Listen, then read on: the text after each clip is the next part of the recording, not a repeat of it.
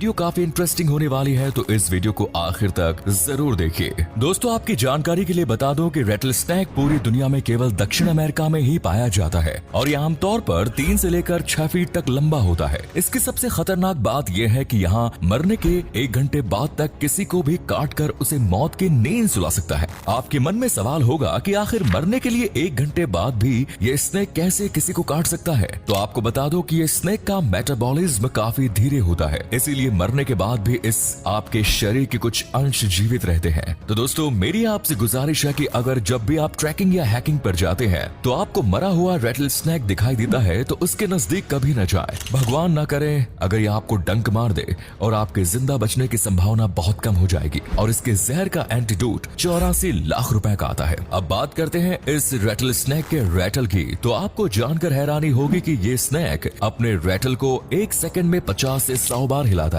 और इससे भी ज्यादा हैरान करने वाली बात यह है कि ये सांप अपने रिटर्न को लगातार 2 घंटे तक हिला सकता है। आप अंदाजा लगा सकते हैं कि ये सब अपने रेटल को हिलाने के लिए कितनी ताकत का इस्तेमाल करता होगा और इसके रेटल की मांसपेशियां कितनी मजबूत होती होगी।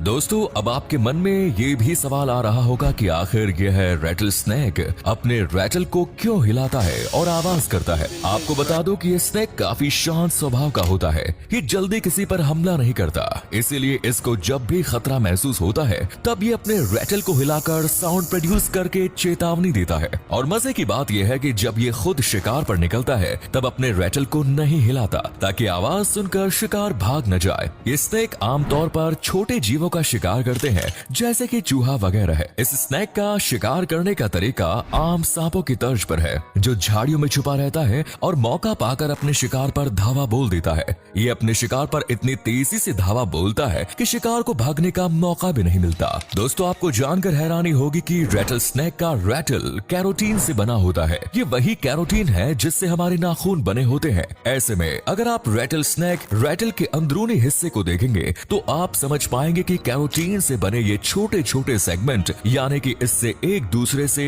लूज इंटरलॉक सिस्टम यानी कि एक ढीले चैन से जुड़े होते हैं। और इसी वजह से ये जब हिलते हैं तो ये आसपास में एक दूसरे से टकराते हैं, जिससे इनमें से झुनझुने जैसी आवाज आती है। इसके अलावा इनके साउंड्स काफी तेज होती है, जिसका कारण है इनके रेटल का खोखलापन, जिस वजह से जब ये हिलते हैं तो अंदर ही अंदर एक साउंड क्रिएट होता है। दोस्तों, ये ठीक इसी तरह है जैसे हम किसी खाली कमरे में हल्की आवाज में भी बोलते हैं तो वो हमें बहुत ज्यादा सुनाई देती है। इतना ही नहीं, इसके तेज आवाज के पीछे केवल रेटल ही जिम्मेदार नहीं है, बल्कि ये रेटल स्नैक के पूंछ में मौजूद मजबूत मांसपेशियां जो रेटल को अच्छे से पकड़ कर रखते हैं, जो इतनी तेजी से वाइब्रेट होती हैं कि रेटल मिलकर आवाज उत्पन्न करते हैं। और इन्हीं मांसपेशियों के कारण रेटल स्नैक अपने रेटल को 1 सेकंड में 50 से 100 बार तक हिला सकता है, और वो भी लगातार 1 से 2 घंटे। दोस्तों, आपको बता दो कि जब भी किसी बेबी रेटल स्नैक का जन्म होता है तो उसके पास रेटल केवल नाम के नाम पर कुछ नहीं होता,